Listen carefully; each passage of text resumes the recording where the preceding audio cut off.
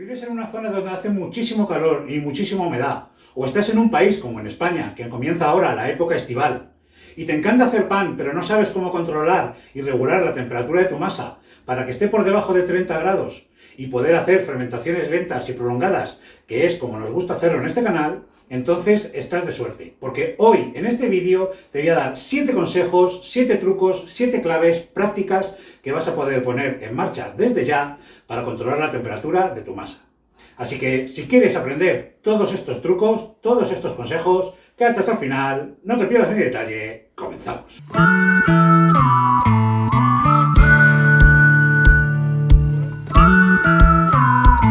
Antes de comenzar con los 7 trucos y consejos que tengo preparados para ti para controlar la temperatura de las masas, tienes que saber algunas cosas básicas sobre masas. Por ejemplo, el primer punto es que la temperatura óptima para que una masa de pan fermente adecuadamente y dentro de unos valores adecuados ronda entre 23 y 30 grados, siendo la temperatura óptima y perfecta de 28 grados centígrados. ¿Y cómo podemos saber la temperatura de la masa? Pues muy fácil, sabiendo la temperatura de la harina y sabiendo la temperatura del agua, que son los ingredientes de mayor peso dentro de la receta de un pan. ¿Y cómo sabemos la temperatura de estos ingredientes? Bueno, generalmente la temperatura de la harina ronda la temperatura ambiente. Si tu zona de trabajo está a 30 grados, tu harina va a estar a 30 grados. Y para medir el agua, o para medir más concretamente, más efectivamente, la temperatura de tu harina, pues te recomiendo que uses termómetros sondas alimentarios como este que tengo yo aquí. O también puedes usar termómetros digitales de láser alimentarios como este que tengo yo aquí. Son dos alternativas muy buenas para saber la temperatura de los ingredientes de las masas de pan.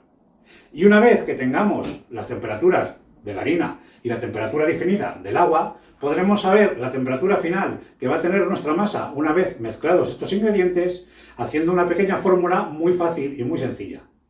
La temperatura final de la masa será la suma de la temperatura de la harina más la temperatura del agua dividido entre 2. El resultado de esa suma y de esa división nos dará la temperatura que va a tener nuestra masa.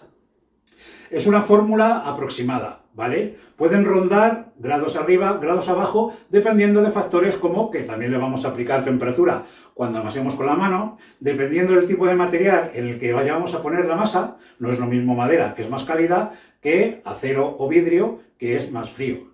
Y también podemos aplicar temperatura y subir grados si usamos una amasadora. Ahora que ya sabes todos estos puntos y todos estos detalles, ya sabes un poquito más por dónde moverte y ahora sí que vamos a entrar en detalle con el primero de estos 7 trucos que tengo preparados para ti. Vamos a comenzar con el número 1. El primer consejo, y parece te va a sonar una obviedad, pero créeme que no es así. El primero de los consejos es que si hace mucho calor, ¿vale?, rebajes la cantidad de levadura que te marca una receta. Generalmente las recetas en los libros o las recetas habituales que se suelen colgar la gente profesional, ¿vale?, pues te marcan una cantidad de levadura determinada para una temperatura óptima, ¿vale?, unos 23, 25 grados ambiente. Si tú ves que la cantidad de levadura se te hace demasiada para la temperatura ambiente que tienes, pues entonces rebaja la cantidad. No te preocupes, puede que tu masa tarde más en fermentar, pero va a fermentar y encima vas a controlarla más. Si una receta te pone, por ejemplo, 20 gramos de levadura por 1 kilo de harina y estamos a 40 grados, pues tu masa se va a inflar como en globo. Va a ser un desastre y al final el resultado va a ser malísimo. Por eso, el primero de los consejos es que rebajes la cantidad de levadura, ya sea fresca, seca o masa madre, que te marca una receta y ya verás cómo controlas un poquito mejor tus masas. El segundo consejo que tengo para ti es muy bueno y no te lo va a decir nadie. Es que metas la harina en la nevera, en el frigorífico, en el refrigerador.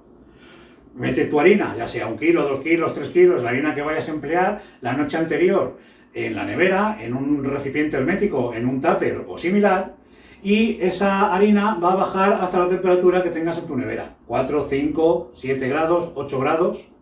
Eso te va a ayudar a que la temperatura final de la masa sea inferior y la puedas controlar muchísimo mejor. Así que en el puesto número 2, mete la harina al frigorífico y ya verás cómo controlas mucho mejor las masas en verano. En el puesto número 3 tenemos un consejo que va muy ligado al puesto número 1. Y es que, por ejemplo, si uno de los ingredientes principales es la harina y el otro es el agua, pues que también mete el agua a la nevera. Si tu agua la tienes fría de nevera, al añadirlo a la harina, que también tendrías frío de nevera, tu masa va a estar fresquita. Y va a comenzar un proceso de fermentación lento y progresivo. El puesto número 3, mete el agua a la nevera y manténla fresquita. Te ayudará con tus masas y con la temperatura. El punto número 4 es muy útil, sobre todo si no has podido aplicar el número 2 y el número 3. Es decir, si no tienes la harina fría ni el agua fría y vas a hacer una masa a temperatura ambiente en épocas de calor, entonces te recomiendo que rebajes los tiempos de fermentación con respecto a los tiempos de fermentación cuando haces pan en invierno o en primavera. Si haces pan en invierno o en primavera y aplicas unas 2 horas de fermentación en bloque y 1 hora de fermentación en piezas, pues cuando hace mucho calor te recomiendo que bajes esos tiempos de fermentación. Que por ejemplo hagas una fermentación en bloque de 1 hora y una fermentación en piezas de media hora. Esto te garantizará pues un resultado muchísimo mejor de lo que pasaría si aplicaras todo el tiempo de fermentación al que estás acostumbrado a aplicarle a tus masas en épocas de frío o de climas templados. Vaya trucos buenos que te estoy contando, ¿eh? ¿Los conocías? ¿Los habías puesto alguna vez en práctica? ¿Habías oído hablar de ellos? Si es así, déjamelo en los comentarios. Y si conoces algún truco más de los que aquí no hemos dicho, pues entonces también déjamelo en los comentarios. Y si te está gustando el vídeo hasta ahora, por favor, me ayudas un montón dejándome un buen like, compartiendo en tus redes sociales y si te apetece dejarme una propinita, con el botón de super gracias puedes dejarme una propina entre 2 euros y 50 euros. Y ahora sí que sí, vamos a continuar con el quinto consejo que tengo preparado para ti para controlar la temperatura de tus masas en verano. Vamos a verlo. En el puesto número 5 tenemos un punto en el que suponte que ya tenemos la masa de pan preparada y no has podido aplicar ni el punto número 2 ni el punto número 3. Es decir, no tienes ni la harina ni el agua fría. Has usado agua del grifo y has usado harina a temperatura ambiente. Pero hace mucho calor y la temperatura de tu masa se dispara, pasa por encima de 30 grados, poniendo en peligro ese control de la temperatura y de la fermentación que buscamos.